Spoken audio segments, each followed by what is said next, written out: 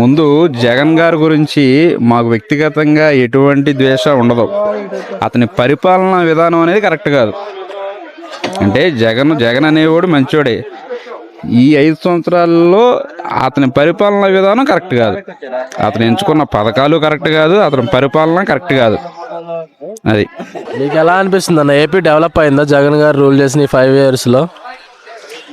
అవలా అసలు డెవలప్ అయితే ఈ మాట నన్ను అడగవు నువ్వు. ఇప్పుడు డెవలప్ అయితే ఈ క్వశ్చన్ అడగవు నువ్వు నన్ను. ఈ 5 సంవత్సరాల్లో రాష్ట్రంలో ఉన్న యువతకి ఉద్యోగ అవకాశాలు ఎలా ఉన్నాయి అంటారన్న జగన్ గారు పరిపాలించిన 5 సంవత్సరాల్లో? అంటే ప్రతి సంవత్సరం జనవరికి జాబ్ క్యాలెండర్ అన్నాడు. ఇప్పుడు లాస్ట్ ఇయర్ మొన్న మాత్రమే రిలీజ్ చేశాడు. ఆ మిగతా సంవత్సరాలు ఏమైనాయి? ఆ మిగతా సంవత్సరాలు ఏం రిలీజ్ చేయలే ఇంకా. And roads and development infrastructure projects ఏం కంప్లీట్ చేయలేదు కదా అన్న, దాని మీద మీరు ఏమంటారు? ఇప్పుడు మేము కారు కట్టించుకొని వచ్చాం. మేము వచ్చే ఆ రూట్ అంతా కూడా అన్ని గోతులే. ఏది కూడా ఒక్కడు కూడా డెవలప్ చేయలే. అది ఇంకా పథకాలు అంటారా? ఆ నవరత్నాలు ప్రతి ఒక్కటి కూడా అతనికి అనుకూలంగా పెట్టుకున్నాయి. ఏపీకి ఇప్పటి వరకు క్యాపిటల్ లేదు కదా అన్న, ఒక ఫిక్స్డ్ క్యాపిటల్. దాని మీద మీరు ఏమంటారు? క్యాపిటల్ అలా లేకుండా ఉండటానికి బాగా సిగ్గుగా ఉంది. భారతదేశం మొత్తం మీద కూడా 29 రాష్ట్రాల్లో రాజధాని లేని రాష్ట్రం మందే.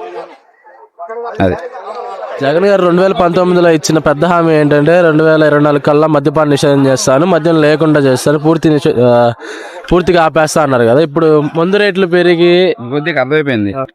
ఈ మద్యపానం అనేది అతను ముందు మళ్ళీ తెచ్చుకొని అమ్ముకోవడానికి మద్యపాన నిషేధం అని పేరు పెట్టాడు. ఇది ఖచ్చితంగా వేయాలి నువ్వు. అర్థమైందా? ఈ వీడియోను డిలీట్ చేయొద్దు. మద్యపాన నిషేధం అనే పథకాన్ని అతను ముందు మళ్ళీ తీసుకొని అమ్ముకోవటానికి చెప్పిన ఒక బూటకమైన మాట మాత్రమే. ఇప్పుడు అంతకుముందు మద్యపానం నిషేధం చేయకముందు పాత బ్రాండ్లు ఉన్నాయి. చేసిన తర్వాత ఈ పాత బ్రాండ్లన్నీ ఏమైనాయి? ఎడిపోయినాయి. అవునా? అన్నీ కొత్తవి వచ్చినాయి. ఈ మధ్యలో ఇసుక మాఫియా అన్నారు. ఇసుక మాఫియా కాదు, ఏం కాదు, సిమెంట్ తయారీ కంపెనీల మీద దెబ్బతీసేది. ఇప్పుడు అతనికి కొన్ని సిమెంట్ కంపెనీలు ఉన్నాయి. ఈ కొంతకాలం ఇసుక ఆపేస్తే మొత్తం కన్స్ట్రక్షన్ ఫీల్డ్ అంతా ఆగిపోద్ది. ఈ లోపు అతని సిమెంట్ కంపెనీలన్నీ మ్యానుఫ్యాక్చరింగ్ చేసుకొని తర్వాత అమ్ముకోవచ్చు. ఈ 5 సంవత్సరాల్లో ఒక 4 సంవత్సరాలు ఏ వైన్స్లో కానీ ఏ బార్లో కానీ ఫోన్పే పెట్టలా.